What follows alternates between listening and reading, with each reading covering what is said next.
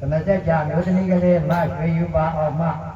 ရတော်ဘုရားကြီးတရားကြီးမြတ်ကြီးကြံကြွေးတော်မူပါရန်အကြောင်းဒါရမြတ်ရွတ်ဆို၍လျောက်ထားပေးပါရန်ပန်ကြားအပ်ပါတယ်ခင်ဗျာဆရာတော်ရှင်မြတ်ကြီးဗျာတပည့်တော်တရားကမများပူတာတပည့်တော်ရွှေယူပါအောင်မတရားတောင်းလျှောက်ခွင့်ပြုတော်မူပါဗျာသဂဝါသီနာဝါจิตာသာတာယတာရဝနိယဣမလောကမုပါဒာတိဇနောတိတိနုမုတ်တိယ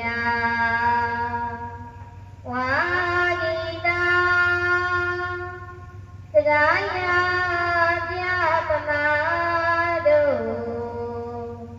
နာမချိုးမြမလို့ရအောင်သုရမြာသဂာတရားဖြစ်စေခွဲဝေချေသာဝါသာစေရကုန်တော်ရှိတော်မူသောသီနာအာနာဝကပကပြေမသာနာယိရိစာရိမြတ်စွာပွဲတရားတို့၌အမြဲတမ်းနိုင်ယူအောင်တော်မူညို့ဖူးတို့ဖြင့်သို့မြူပေးချအိုကျေးဇူးတော်၏ရှင်တော်မြတ်ဖျားဘဂဝါရှုမြတ်တော်မဆောင်တကူတော်လုံးကျက်တည်းလက္ခဏာတော်တွင်မုတ်ချေသည်ဟောကျွဲဖြောထားရှင်တော်မြတ်ဖျားသည်ဝါဂိတဝါဂိတောစကားဝကြအကွက်လာဝါငါညိုကြစကားနိုင်နေပြိုင်တဲ့ကင်းတော်မူသည်ဖြစ်၍တာရဝနိယချိုအေးစိတ်အစီချိုသောကောင်းဖဲနေတရာလာသဖြင့်သဘာဝအကြည့်အမြတ်တာရရှိလေထတော်သာတာယမယောလို့မတင်လို့အစုံတစ်ဖက်တို့စီရင်ဝတ်ချုံငယ်အတိညာသိဟောဖို့မြင့်မြတ်သောတရားတော်တရားတော်တို့ဖြင့်ဣမေလောကံယမနာလူကဘာသာအောင်တဲ့သာမကျေရရှိသည်များတိတိတတလောကကြီးကိုဥပါဒာတိ1500ကိလေသာတွေချွန်လွဲရဝတ္ထေမတေစဉ်တကယ်အမြင်အတိပေါဖို့ထိရောက်ပါစေမလို့တဲ့အကျိုးပြုတော်မူနိုင်ခဲ့ပြီတကား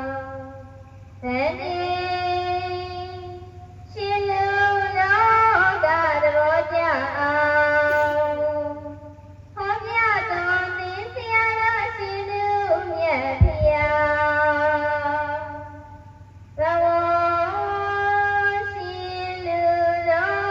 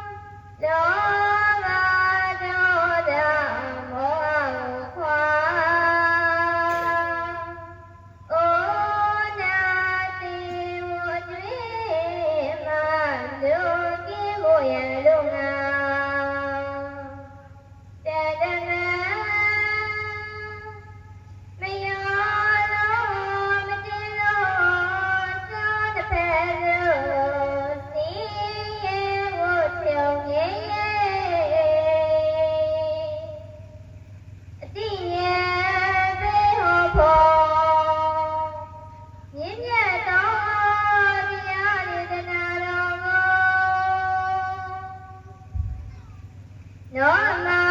တံဝါဒနာဘာဂိယပတဝေဒာဝိနိယသေသောတွင်ရဲ့မြောဖျားတွေရောမရောအားယေတေကျူကရုဏာစေသာမြတ်တာဖြင့်စကားပြောညမလို့ရအောင်သုရမြာစကားတရားဖြစ်စေနိချွေညံဖောဟောကြားတော်မူပါ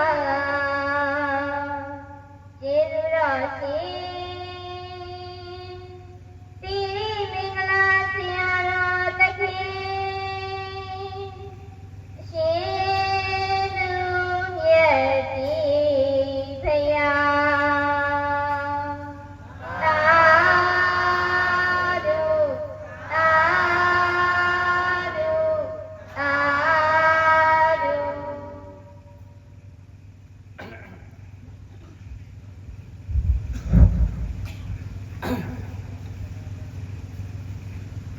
ဒီနေ့သာသနာတက္ကသိုလ်2568ခုကောဇာတက္ကသိုလ်1386ခုခရစ်နှစ်2025ခုနှစ်ကိုယ်တိုင်ဘုံမျိုးညဆန္ဒံကျောင်းတိုက်အတွင်းနှစ်စဉ်ကျင်းပမယ်ဖြစ်သောတတိယအကြိမ်မြောက်ညအထူးဓမ္မသဘင်စတုထညဖြစ်ပါတယ်နော် သောတာညမှာဒီနေ့ဘုံဘုံလဲကြလာနော်ဘုံဘုံလဲကြလာပြီဆိုတော့ဂရကမရီကတရားနာလာကြနော်အာလာနာကြလေတရားနာလာရတယ်ဆိုတော့ဂရကမရီကိုတိသွားဖို့နားလည်သွားဖို့ဘုံဘုံတော့မှာဟောပေးရမယ့်တောင်းရှိတယ်နော်ဆိုတော့ဒီနေ့ဘုံဘုံဟောမယ့်တရားကဘာတရားလဲဆိုလို့ရှိရင်သူတော်ကောင်းနဲ့ပေါင်းဖက်ပါတဲ့။ဘာလဲလဲ။နော်ပါဠိလိုဘယ်လိုပြောလဲ။ပန္တိတာနိသသေဝနာတဲ့။ဘာလဲလဲ။မင်္ဂလာတုတ်ထဲမှာပါတယ်။မပါဘူးလား။မင်္ဂလာတုတ်ထဲမှာပန္တိတာနိသသေဝနာနော်။ဘာလို့ပြောလဲ။ပါဠိလိုပြောလဲ။အင်္ဂလိပ်လိုပြောလဲ။ To sustain with the wise နော်။ to associate with the wise ပညာရှိတဲ့ဘောင်းဖက်ပါနော်ဗါလဲလေပညာရှိတဲ့ဘောင်းဖက်ပါဆိုတဲ့ခေါင်းစဉ်နဲ့တရားကိုဒီညဦးဇင်းရနေပြီးတော့မှတတ်တလားပတ်တလားတရားဓမ္မတို့ကိုအသိဉာဏ်ပညာတွေရအောင်ဟောကြားပြသသွားမှာဖြစ်ပါတယ်။ဗာတရားလဲဗာတရားလဲသူတော်ကောင်းတဲ့ဘောင်းဖက်ပါတရားဓမ္မတွေဒီခေါင်းစဉ်လေးကိုမှတ်မိသွားရင်ပုံမှာဒီကောင်းစဉ်လေးကိုမှတ်မိသွားမယ်ဒီကောင်းစဉ်လေးကိုမှတ်မိပြီးတော့လိုက်နိုင်မယ်ဆိုရင်တော့မှတရားတော်တော်လေးပြည့်စုံသွားတယ်ဟုတ်ရဲ့လားမပြည့်စုံလားတရားတော်တော်ကြိုက်တယ်တရားတော်တော်ကြိုက်ပြည့်စုံပြီးသွားလိုက်ရတယ်နော်ဆိုတော့ဒီနေ့ဘုံဘုံဟောတဲ့တရားကသူတော်ကောင်းနဲ့ဘာဖက်ပါပန္တိတာနိသသေဝနာ to associate with the wise ဆိုတဲ့ကောင်းစဉ်နဲ့ဟောကြားပြသသွားမှာဖြစ်ပါတယ်အဲကြောင့်တရားမဟောရင်ဒီမြတ်စွာဘုရားရှင်ကိုရောင်ကြီးနဲ့တကွဒီနန္ဒောနန္ဒ၅ပါးတို့ကိုလူသိဉာဏ်တို့လက်ဆောင်ပြီးတော့ရှိခိုးကြပါစို့အားလုံးလိုက်ဆိုလိုက်ပါနော်နန္ဒောနန္ဒ၅ပါးတို့ကိုလူသိဉာဏ်တို့လက်ဆောင်ပြီးရှိခိုးပါ၏ရှင်ဘုရားဒုက္ခဆုံးမတူနန္ဒောနန္ဒာဘာတို့ကိုယုတိယနောလက်ဆုံးကိုရှိခိုးပါ၏ရှင်ဘုရားနန္ဒောနန္ဒာဘာတို့ကိုယုတိယနောလက်ဆုံးကိုရှိခိုးပါ၏ရှင်ဘုရားနန္ဒောနန္ဒာဘာတို့ကိုယုတိယနောလက်ဆုံးကိုရှိခိုးပါ၏ဘုရားနာဖက်ကပုံနဲ့ကိုယ်တန်ကို ရှင်းလားမသိ ရှင်းပါတယ်ဗျာ ဟုတ်ပြီနော်ရသော်ဘုရားရှင်ကိုရောင်မြတ်ကြီးနဲ့တကွာဉာဏ်တော်နန္ဒ၅ပါးကိုရှိခိုးကြောကြပြီးတဲ့နောက်ဦးဇင်းတို့တရားမှာပေါင်းကြပါမယ်မေတ္တာတည်းပို့လို့ကြရအောင်အားလုံးလိုက်ဆုံးမယ်ရာရာမှာအောင်မြင်စွာမင်္ဂလာရှိပါစေ မင်္ဂလာရှိပါစေ တို့ရောမနေကြ တရားမနေကြ ညာလာဝေနေ နာနာဝေနေ ကိုယ်စိတ်လိုချမ်းမြေပါစေ ကိုယ်စိတ်လို့ချမ်းမြေပါစေ အရိယာစခန်းတလန်းနိုင်စေ အောင်စေကြောင့်သုတောင်းမြတ်တာဝေ အောင်စေကြောင့်သုတောင်းမြတ်တာဝေ ကျမ်းမာကြောင့်သုတောင်းမြတ်တာဝေ ဓမ္မကြောင့်သုတောင်းမြတ်တာဝေ ချမ်းသာကြောင့်သုတောင်းမြတ်တာဝေ သံသာကြောင့်သုတောင်းမြတ်တာဝေ ရာယာမှာ ယာယာမှာ အောင်မြင်စွာ အောင်မြင်စွာ မင်္ဂလာရှိပါစေ မင်္ဂလာရှိပါစေ တို့မျိုးမနေကြ ဘုမျိုးမနေကြ ညာလာအဝေနေ နာနာဝေနေ ကိုယ်စိတ်လိုချမ်းမြေပါစေ ကိုယ်စိတ်လို့ချမ်းမြေပါစေ အရိယာစခန်းတလန်းနိုင်စေ တရားစကားတလန်းနိုင်စေ အောင်စေကြောင့်သုတောင်းမြတ်တာဝေ အောင်စေကြောင့်သုတောင်းမြတ်တာဝေ ကျမ်းမာကြောင့်သုတောင်းမြတ်တာဝေ ဓမ္မကြောင့်သုတောင်းမြတ်တာဝေ ချမ်းသာကြောင့်သုတောင်းမြတ်တာဝေ သံသာကြောင့်သုတောင်းမြတ်တာဝေ အရာရာမှာ ယာယာမှာ အောင်မြင်စွာ အောင်မြင်စွာ မင်္ဂလာရှိပါစေ မင်္ဂလာရှိပါစေ တို့နိုင်ငံမှာနေကြ တို့နိုင်ငံမှာနေကြ ညာလာဝေနေ ယာနာဝေနေ ကိုယ်စိတ်လိုချမ်းမြေပါစေ ကိုယ်စိတ်လို့ချမ်းမြေပါစေ အရိယာ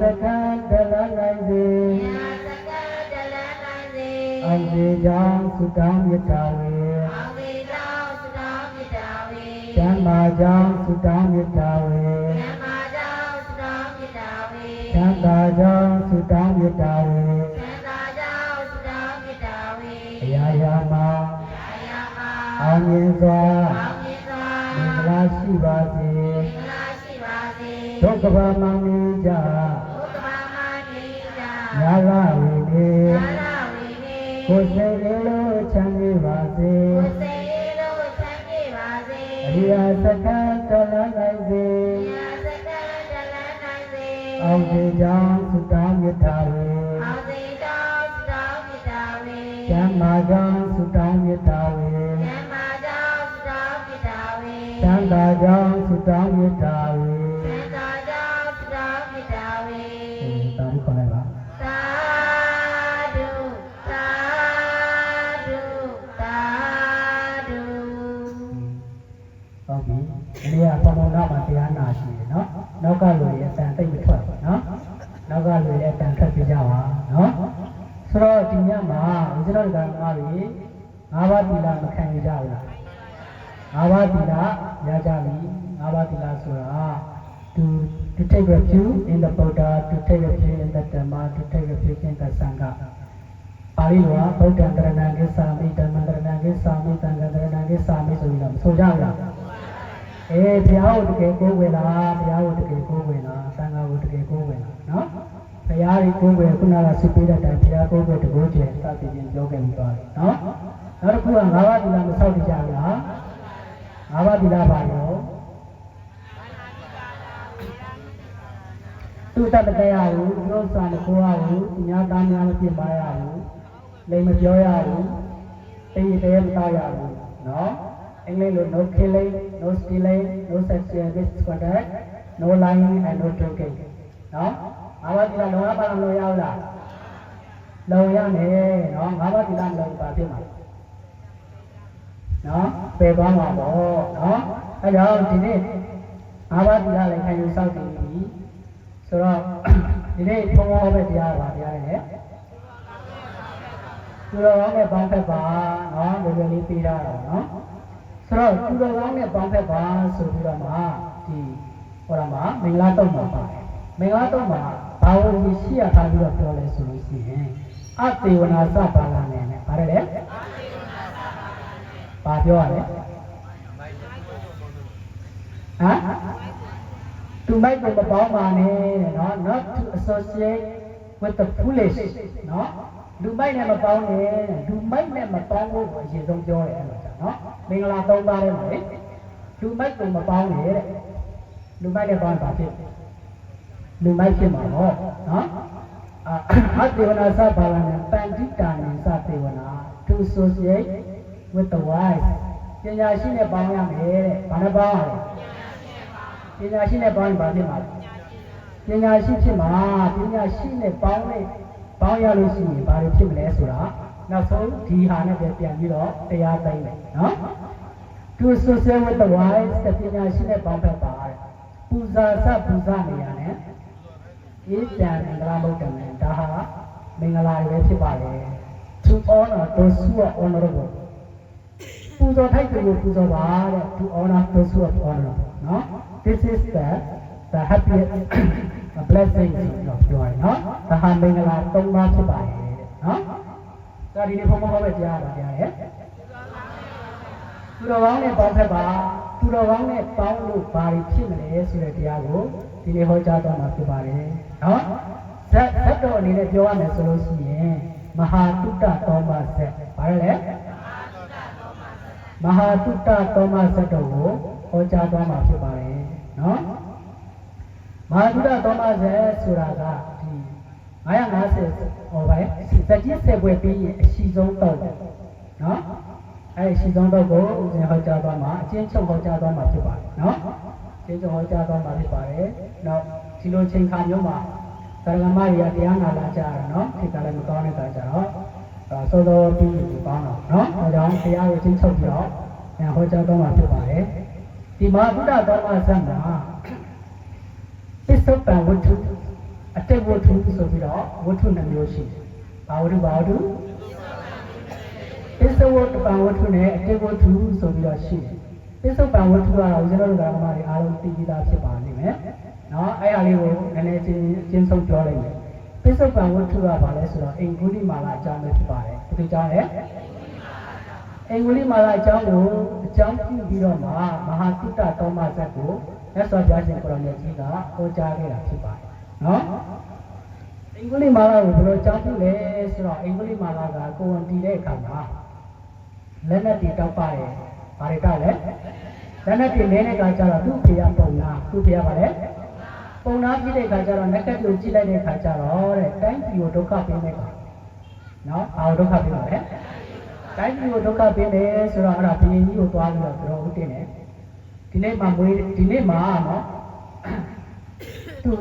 သူ့ရဲ့အမျိုးသမီးမှာကိုယ်ဝန်တင်နေတဲ့အသားကကြီးလိုက်ရင်ဘုရင်ကိုဒုက္ခပေးနေတယ်အဲကြောင့်ဘုရင်ကြီးခုခင်ကရှင်းကျင်နဲ့ရှင်းပါနော်ကြီးလာမှသူကအတိမပေးဘူးဆိုရင်တစ်မျိုးလုံးတစ်ဆွေလုံးပြုတ်သွားနိုင်တယ်သူကသောအတိပေးထားတယ်ဆိုတော့သူ့မှာတာဝန်မရှိတော့ဘူးနော်တာဝန်ရှိသေးရဲ့လားတာဝန်မရှိတော့ဘူးအဲ့လိုပြောတဲ့အခါကျတော့ဘုရင်ကြီးကဗာနေလဲဆိုတော့သူတယောက်တည်းတော်လိုက်မှာလားအဖွဲ့နဲ့တော်လိုက်မှာလားတယောက်တည်းတော်လိုက်မှာဘယ်ရောက်လဲတယောက်တည်းတော်လိုက်တယောက်တည်းဆိုပြီးစိုက်သွားထားလိုက်ရင်ကြီးဆိုပြီးတော့ထားလိုက်တာတော့ကြည်ရွယ်ရောက်တဲ့အခါကျတော့ပညာတော်တင်သွားတယ်နော်ပညာတော်တင်သွားတဲ့အခါကျတော့အင်္ဂလိပ်မှာလာသူ့ရဲ့နာမည်ကအဟိတကဘာလဲအဟိတကဆိုတာမကျင်းဆဲသူဆိုပြီးတော့တိတ်ပဲရဘာလဲမငင်းဆဲသူဆိုပြီးတော့တိတ်ပဲတဲ့သူမှာပညာတော်တင်တဲ့အခါကျတော့သူကအင်မတန်မှတော်တယ်နော်တော်တဲ့အခါကျတော့တော်တယ်ဒါပေမဲ့ဟောပါလေကျောင်းသားတွေပညာပြုဝတဲ့အခါကျတော့တဲ့ကျန်တဲ့လူတွေကတထေးသားတွေနော်ရှင်ငွေတွေနဲ့လက်ဆောင်ပန်နာတွေနဲ့ကြောကြတယ်နော်လက်ဆောင်ပန်နာတွေနဲ့ကြောကြတယ်သူကကျတော့ကြောစရာမရှိသူမိဘတွေကလည်းမှားလိုက်တယ်ဆရာစကားကိုနားထောင်ဘာနားထောင်လဲစကားကိုနားထောင်ဆိုတော့အဲ့မှာဘာဖြစ်လဲဆိုတော့အင်္ဂုလိမာလာကအဲ့မှာသူကအရန်နဲ့တော်တယ်သူကဆရာကလည်းပဲချစ်တယ်နော်ဆရာကတော်ကလည်းပဲချစ်တယ်နော်ဘာမှမလို့ချစ်တယ်အဲ့လိုချစ်ခင်တဲ့အခါကျတော့ဆရာကလည်းဖေပါပေးတယ်ဦးစားပေးတာနော်ဆရာကဦးစားပေးတယ်ဆရာကလည်းပဲချစ်တယ်ဆရာကတော်ကလည်းပဲချစ်တယ်ရှင်းလားမသိဘူးတဲ့ရှင်းတယ်နော်ဆရာကလည်းချစ်တဲ့အခါကျတော့ကျန်တဲ့ကျောင်းသားတွေကမနာလိုကြဘူး jealousy ဖြစ်တယ်အင်္ဂလိပ်လိုပြောရင် jealous ဖြစ်တယ်ဘာဖြစ်လဲမနာလိုဖြစ်တဲ့အခါကျတော့ဆရာဒီကောင်ကဆရာမင်းမနဲ့ပါလို့ထင်တယ်ဆ ဆရာမျိုးသမီးနဲ့ဘာလို့ဖြစ်နေတယ်ထင်တယ်ဆိုတော့ဆရာပထမပိုင်းမှာမယုံရလားမယုံဘူးနောက်တစ်ခါလည်းနောက်တစ်ယောက်ကလည်းအဲ့လိုမနာလို့ပြောတယ်နှစ်ခါပြောသုံးခါပြောဆိုတော့ယုံရောယုံလဲယုံရောအဲ့မှာနော်အဲ့ယုံတဲ့အကြောင်းလေးကိုပြောပြအောင်လူတွေရတယ်ဟုတ်ကိုယ်တိုင်သိထားရတာလည်းပါသူများပြောပန်များလို့ရှိရင်မဟုတ်တာကိုအဟုတ်ထင်တယ်ဥပမာကိုပြောရမယ်ဆိုလို့ရှိရင်တစ်ခါတော့ဟာတဲ့မုတ်ဆိုးတယောက်ကတမင်ကိုသူကိုယ်တိုင်တတ်လာတမင်ကိုသူကိုယ်တိုင်တတ်လာတဲ့ကကြတော့လမ်းမှာကောင်လေး3ယောက်တော့တွေ့တယ်အဲ့ဒီကောင်လေး3ယောက်ကဒီတမင်ကိုလိုချင်တဲ့ကကြတော့ဘာလုပ်လဲဆိုကြံဖန်ကြံလည်းမဖက်ပဲနဲ့နော်ဘလို့ကြံဖန်လဲဆိုတော့တယောက်တနေရာကြီးခွဲပြီးတော့မှနော်သူ့ကိုပြောတယ်ဒီမှာအတင်မိတ်ဆွေဘာလို့ခွေးတကောင်ကြီးကိုထမ်းလာတာစက်တင်မရှိပါဘူးပြောတယ်သူထမ်းလာတာပါလေတမင်ပဲသူကိုယ်တိုင်ပဲတက်လာတယ်ဟာမဟုတ်ပါဘူးကွာဒါငါကိုယ်တိုင်ပဲတမင်ကိုတက်လာတာနော်အဲ့လိုပြောမပြောဘူးနောက်တနေရာကျနောက်တစ်ယောက်ကပြောဟာတင်မိတ်ဆွေဘာလို့ခွေးတကောင်ကြီးထမ်းလာတာလဲစက်တင်မရှိပါဘူးမင်္ဂလာမရှိပါဘူးခွေးတကောင်ကြီးထမ်းလာပါလေဆိုတော့အမဟုတ်ပါဘူးကွာငါကိုယ်တိုင်တက်လာတာဒါတမင်ပါနော်ဒါပေမဲ့သူ့စိတ်ထဲမှာနည်းနည်းတော့ဖြစ်လာတယ်သူလည်းပဲဒီတယောက်လည်းပဲတော့ခွေးတကောင်လို့ဒီတယောက်လည်းပဲခွေးတကောင်ဆိုတော့တန်တရားတော့ဖြစ်တယ်နော်တန်တရားဖြစ်လားဖြစ်တယ်နောက်တယောက်လည်းထပ်ပြီးတော့ပြောသူမနေနိုင်တော့သူချတာနော်သူကိုယ်တိုင်တက်လာတဲ့ဒီတမင်ကိုတမင်ပါလို့သူကိုယ်တိုင်မယူထားပဲနဲ့သူများပြောတာကိုယုံပြီးတော့နှစ်ခါပြောသုံးခါပြောဆိုတော့ယုံသွားတာယုံသွားတော့အဲ့မှာတမင်ကိုချတာလေကျန်တဲ့လူတွေကတမင်ကိုယူသွားအောင်နော်ပြောချင်တာကပြောပဲများရင်ယုံတယ်ဆရာကသူ့တစ်ဖက်ကိုချစ်တယ်နဲ့ယုံတယ်သူများကမနာလို့ပြောတဲ့ခါကျတော့ယုံသေးရဲ့လားမယုံတော့ဘာပြောလဲဆိုတော့နောက်ဆုံးမှာသူကကြော့ကြလည်းမရှိတဲ့ခါကျတော့မင်းအဲ့ဒါဆိုရင်ငါ့ကိုလက်ညှိုးတစ်ထောင်နဲ့ငါ့ကိုကြော့နိုင်လားဘာနဲ့ကြော့ခိုင်းတာလက်ညှိုးတစ်ထောင်နဲ့ကြော့ခိုင်းတယ်အဲ့ဒါသူ့ကိုကောင်းတဲ့ချင်လို့လားမကောင်းတဲ့ချင်လို့သူ့မိမနဲ့ဖြစ်နေပြီလို့သူမှတန်တရားဖြစ်သွားတယ်တန်တရားဆိုတာကြောက်ဖို့ကောင်းလားနော်မိတ်ဆွေတကယ်ချင်းတွေကနေပြီးတော့ဒီတဲ့ဂုံချောစကားပြောတာသူများဘဝကိုပျက်စီးစေတယ်အင်မတန်မှကြောက်စရာကောင်းတယ်အင်မတန်မှလည်းအာဟုကိုကြီးတယ်နော်အဲကြောင့်ဂုံချောတဲ့စကားကိုဘယ်တော့မှမပြောပါနဲ့ဟုတ်ဒီဖြစ်စေမဟုတ်ဒီဖြစ်စေနော်သူများကိုချစ်ပြေစေတဲ့စကားတွေကိုဘယ်တော့မှမပြောပါနဲ့အဲ့လိုနဲ့သူတိုက်ခိုင်းလိုက်တယ်ဆိုတော့လက်ညှိုးတစ်ထောင်တယောက်ပြီးတယောက်တက်လာလိုက်တာနော်တယောက်ပြီးတက်လိုက်လက်ညှိုးဖြတ်လိုက်တုံးပေါ်တင်ထားလိုက်ကြီးကန်းချီသွားလိုက်စွန်အားချီသွားလိုက်နဲ့အရောက်တစ်ခါမှမပြီးတော့နော်အဲ့မှာသူကအကြံရတယ်နော်ငါးတီလာတဲ့ခါငါးတီတဲ့လူငါးတွေကိုဖမ်းပြီးတော့မှကျိုးနဲ့တင်ထားတဲ့လူတွေတွေ့တဲ့အခါကျတော့သူလည်းအကြံရပြီးတော့လက်ညှိုးတွေကိုကျိုးနဲ့တင်ပြီးတော့မှလက်သေးကိုဆွတ်ထားနော်မပြောက်သွားဘူးအဲ့လိုတီလာတဲ့အတွက်ကြောင့်မလို့ခုနာမည်ကိုအင်ဂူလီမာလာဆိုပြီးတော့ပြောတယ်အင်ဂူလီဆိုတာလက်ညှိုးမာလာဆိုတာပန်းနော်လက်ညှိုးကိုပန်းလုံးတစ်ခွဲတည်ထားတဲ့အတွက်ကြောင့်လို့တဲ့သူ့ကိုအိမ်ဂုလိမာလာဆိုပြီးတော့နာမည်တွင်တယ်သူ့နာမည်ရင်းရပါလေအဟိတကဗါရဲလေသူ့ရဲ့ nickname ကဗါလဲဆိုတော့အိမ်ဂုလိမာလာဆိုပြီးတော့တိုင်တယ်နောက်ဆုံးတစ်ချောင်းပြန်တဲ့အခါကျတော့သူဒိဋ္ဌံဖြစ်တယ်ငါဒီနေ့တွေ့တဲ့သူကိုတတ်တွေ့တဲ့သူကိုလည်းညှို့ဖြတ်မယ်ဆိုပြီးတော့မှအဒိဋ္ဌံအဲ့ဒီအချိန်မှာနော်လူတက်လို့ဆိုပြီးတော့မှဘယင်နေတဲ့စက်တက်တွေကလည်းဝိုင်းသူ့လိုက်ရှာကြတယ်နော်အဲ့ဒီတရင်ကိုသူ့မေလောက်တဲ့မေရလည်းပဲကြားတယ်နော်အမေဆိုတာမျိုးကတားဘလောက်ဆိုးတားကိုစိတ်ကြည့်တယ်နော်စိတ်ကြည့်တဲ့အခါကျတော့ထမင်းမစားရပါငါတော်တဲ့မှာရေမတောက်ရလားဆိုပြီးတော့အမေကထမင်းထုတ်ကိုဆွဲပြီးတော့သွားတဲ့အခါကျတော့သူတားကိုတွေ့တဲ့အခါကျတော့သူကဝမ်းသာအားရနဲ့ထမင်းကျွေးဖို့သွားတယ်အဲ့မှာအင်္ဂလိပ်မာလာလည်းထိတ်လန့်သွားတယ်နော်သူကဒိဋ္ဌံထားတယ်လူတွေကတော့တချို့လူတွေကအဋိဋ္ဌံထားရင်ဌာနအဋိဋ္ဌံထားရင်ပဲလောက်အောင်ဒါမှအဋိဋ္ဌံအောင်နော်ဘယ်တော့ပဲခက်ဒိဋ္ဌံပြီဆိုလို့ရှိရင်အခက်အခဲတွေနဲ့ကြုံတွေ့ရတယ်အဲ့ဒီနဲ့အခက်အခဲတွေနဲ့ကြုံတွေ့တာကိုမလုပ်ဘူးဆိုလို့ရှိရင်အဋိဋ္ဌံကျတယ်နော်ဆိုတော့သူ့အမေကိုတတ်မယ်ဆိုပြီးတော့လိုက်တယ်သူ့အမေကလည်းပဲငါတောင်းထိုးကြည့်ဖို့လာတာပါငါ့ကိုမတတ်ပါနဲ့ဆိုတော့ပြောတယ်နော်အဲ့ဒီအချိန်မှာမြတ်စွာဘုရားရှင်ကိုရောင်မြတ်ကြီးကလည်းနော်ဘုသူ့ကိုချစ်ချွတ်ရမယ်ဆိုပြီးတော့အာယုံပြုလိုက်တဲ့အခါမှာအင်္ဂုလိမာလာကိုသွားတွေ့တော့လမ်းမှာသူတို့ရဲ့အလယ်မှာရက်လိုက်တယ်နော်ရက်လိုက်တော့သူကဖျားလို့ကြည့်ရလားအတိယူယဟန်တစ်ပါးလို့ပဲသိတယ်ရာဆိုတော့တော်ပဲအာမီလိုက်တော့ယဟန်ကိုပဲလိုက်တော့မယ်ဖျားကိုလိုက်တော့မိရက်လားမမီဘူးထားပါအဲ့မှာသူကဘာပြောလဲဆိုတော့ အရှင်ယဟန်တဲ့ရက်ပါတဲ့နော်ရက်ပါတာမန်လူဆိုဘယ်သူမှပြေးလို့မလို့ဘူးအင်္ဂလိပ်မှာလာတယ်နော်ရက်ပါဆိုမြတ်စွာဘုရားရှင်ကိုရောမြတ်ကြီးက9ရက်နေတယ်နော်9ရက်နေတယ်သင်ရတာပြေးနေတာလို့ပြောလိုက်တော့ဒါပါစားတယ်ပေါ့နော်အဲ့မှာသူကပြန်ပြီးတော့ပြချလိုက်လာတယ်တော့မြတ်စွာဘုရားရှင်ကိုရောမြတ်ကြီးကကံလေးကိုမပြုတော့ဘူးမြတ်စွာဘုရားရှင်ကံလေးပြုခဲ့ရလားကံလေးမပြုတော့ရက်မရက်မဘူးလားရက်နေရင်ကုလိမာလာကတရားတတ်တယ်တတ်နေလားကံလေးကိုပြုတယ်သူကတော့ရက်လို့ရတယ်ရမရတော့ဘူးအဲ့ဒါတွေကိုလည်းဖော်လိုက်တော့အင်္ဂလိပ်မာလာကတစ်ခါရဲသူရောအဲ့လိုမျိုးရက်လို့ရလားမြတ်စွာဘုရားရှင်ကိုရောမြတ်ကြီးကရက်လို့ရတယ်နော်အဲ့လိုမျိုးဟောပြီးတော့မှအင်္ဂလိပ်မာလာကိုချစ်ချွတ်လိုက်တယ်လို့ဆိုပါတော့နော်ချစ်ချွတ်တဲ့အခါမှာအဲ့မှာဘယင်နဲ့စစ်တပ်ကလည်းမြတ်စွာဘုရားကြောင့်မရောက်ဘူးအဲ့ဒီမှာအင်္ဂလိပ်မာလာကယဟန်ဖြစ်သွားတယ်ဘာဖြစ်သွားလဲယဟန်ဖြစ်သွားတဲ့အခါကျတော့ဘယင်ကမေးတယ်စစ်တရားမြတ်စွာဘုရားရှင်မေးတာဗျအင်္ဂလိပ်မာလာရှိတာမြတ်စွာဘုရားရှင်ကရှိပဲဖြစ်သွားတယ်မြတ်စွာဘုရားရှင်ကဘယ်လိုဖြစ်လဲရှိလားမရှိလားဟမ်အင်္ဂလိပ်မာလာရှိလားမရှိလားရှိပါတယ်အင်္ဂလိပ်မာလာကဘာလုပ်တာလဲလူတတ်တာသူကရဟန်းဖြစ်သွားပြီဆိုလူတတ်တယ်လားမတတ်တော့ဘူးဆိုအင်္ဂလိပ်မာလာမရှိတော့ဘူးအဲ့တော့အင်္ဂလိပ်မာလာဟုတ်တယ်မဟုတ်တော့ဘူးရဟန်းဖြစ်သွားပြီရဟန်းဆိုတော့လူမတတ်တော့ဘူးအဲ့ဒါကိုပြောတာမြတ်စွာဘုရားရှင်ရဟန်းဖြစ်သွားတယ်ရဟန်းဖြစ်သွားတဲ့ကြောင့်လို့အင်္ဂလိပ်မာလာလူတတ်သမားဆိုတာမရှိတော့အဲ့တော့ဘုရားကိုဘယင်ကြီးကလည်းပဲဘုရားကိုကြည့်လို့တဲ့အတွက်ကြောင့်လို့ပြင်မပေးတော့ထားလိုက်တော့အဲ့တော့မြတ်စွာဘုရားရှင်ကိုရောမြတ်ကြီးကအင်မတန်မှသိုးသွမ်းတဲ့လူတတ်သမားကြီးအင်္ဂလိပ်မာလာကိုဆုံးမလိုက်ပြီဆိုတဲ့တည်းတွေကအိုးကြော်ဖြစ်သွားတယ်။ယဟန်တွေကြားမှာလည်းစီဝေးပြီးတော့ပြောကြတယ်ချင်းမွန်းကြတာပေါ့မြတ်စွာဘုရားရှင်ကိုရောမြတ်ကြီးကိုဘာလို့ကြလဲချင်းမွန်းကြတယ်မြတ်စွာဘုရားရှင်ကိုရောမြတ်ကြီးကိုတော်လိုက်တာနော်ဒီအင်္ဂလိပ်မာလာလိုမြတ်ကြီးကိုတော့မှချက်ချင်းဆုံးမနိုင်တယ်ဆိုပြီးတော့ချင်းညောကြအဲ့လိုချင်းမွန်းကြတဲ့အချိန်မှာမြတ်စွာဘုရားရှင်ကိုရောမြတ်ကြီးကကြွလာတဲ့အခါကျတော့အတင်းတို့ဘာတွေပြောဆိုနေကြတာလဲဘာတွေဆွေးနွေးနေကြတာလဲဆိုတော့ဒီလိုဒီကြောင်းပဲအင်္ဂလိပ်မာလာကြီးကိုဆုံးမနိုင်တဲ့အတွက်ကြောင့်မြတ်စွာဘုရားရှင်ကိုရောမြတ်ကြီးကိုချီးကျူးနေကြတာပါဗျာလို့ရှောက်တဲ့အခါကျတော့မြတ်စွာဘုရားရှင်ကိုရောမြတ်ကြီးကဗာမိတ်တယ်ဆိုတော့ငါကဖျားချစ်လို့ဒီအင်္ဂလိပ်မာလာကိုဆုံးမနိုင်တယ်ဆိုတာဘာမှမဟုတ်သေးပါဘူးငါလူဘဝတော့အတိတ်ဘဝတော့ငါသူ့ကို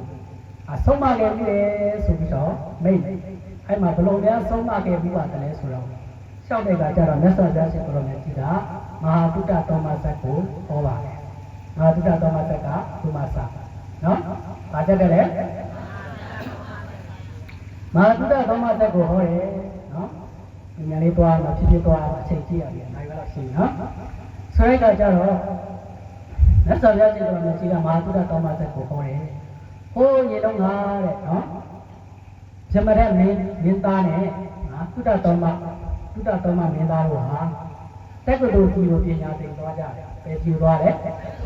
တက္ကသိုလ်ကြီး